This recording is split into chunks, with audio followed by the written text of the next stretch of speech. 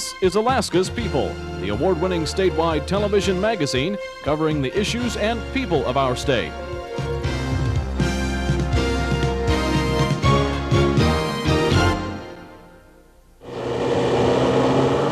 Naomi Uemura's historic adventure began on Thursday, January 26, when he flew to the Kahiltna Glacier on the west side of Mount McKinley. It was here at the 7,200-foot level that he established his base camp. For the next 6 days, he acclimated himself to his new environment. He also tested the equipment which his life would depend on, equipment like ice crampons, a compass, a CB radio, and ice screws. Uemura also took time out for an interview with TV Asahi of Tokyo. Speaking to an interpreter, he said, "I have to return for my wife and friend. I have to return." On Wednesday, February 1st, Uemura began the long walk to the 20,320-foot summit of Denali. This is the West Buttress route, and it's considered the easiest way to the top. However, no one has done it alone in the wintertime, but experts agreed that if anyone could do it, Uemura could. In Japan, he is known as the Animal for the toughness he has displayed on his many adventures. In the summer of 1970, he completed the first solo ascent of McKinley. 2 years later, he mushed a dog team across the North Pole from Greenland to Kotzebue. He has climbed the tallest mountains on 6 continents, including the highest, Mount Everest. And his adventures are documented in books which are studied in Japanese grade schools. So some felt this was just a routine adventure for the Japanese climber.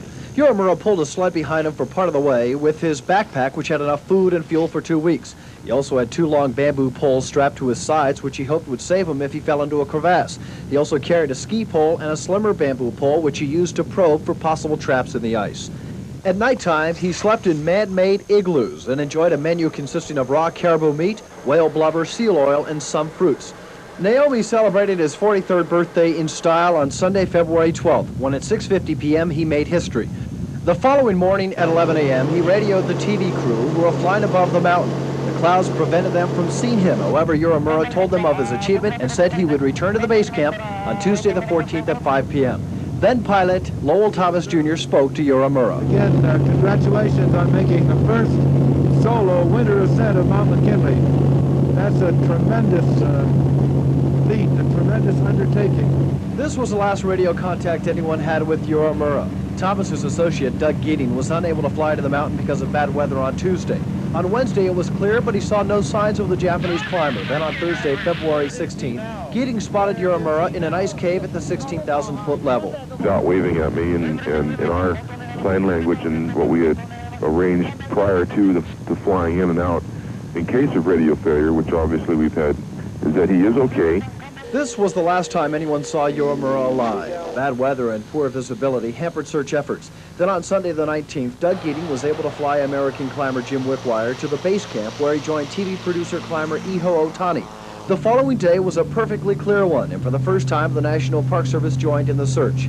Mount McKinley's chief mountaineering ranger Bob Gerhardt flew in a high-altitude helicopter to the mountain and landed on 3 different levels. He also dropped off the 2 climbers, Wickwire and Otani, on the 14,000-foot level. There they began their own ground search. Officials believed that if Uemura was healthy, he would have climbed down the mountain on this day. However, he didn't.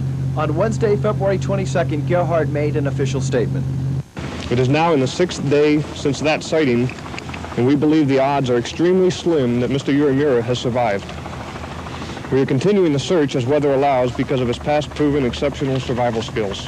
Within the next few hours, officials from TV Asahi were beaming back pictures to Tokyo over the satellite. According to foreign news correspondent Sam Samagina, the story of Uemura is important to all of Japan because he is more than just a climber, he is Japanese biggest hero. On Friday the 24th, a group of young climbers from Naomi's alma mater, Meiji University of Tokyo, arrived in Anchorage and began preparing for their own search. They were confident he was still alive and even had a birthday cake for him. Meanwhile, on Sunday, Jim Wickwire and Iho Otani, exhausted and slightly frostbitten, returned to Talkeetna and spoke to the press. My opinion is that he fell down, yes. There is no possibility for his survival. From afar, Denali, which is Athabascan Indian for the Great One, stands majestically, but unseen to the eye are the vicious winds which buffet its slopes, and the temperatures which have been recorded as cold as minus 148 degrees. Naomi Uemura challenged nature and for a while won, but in the end, Denali claimed its 38th victim. While Japan mourns his apparent death, they can take comfort in the words written by Joe Wilcox, who survived a tragedy on the mountain in 1967. He wrote, "In climbing beyond the realm of mortality, there is no disgrace in defeat. In the winds of space, there is no dishonor in death." For Alaska's People, I'm Mark O'Brien.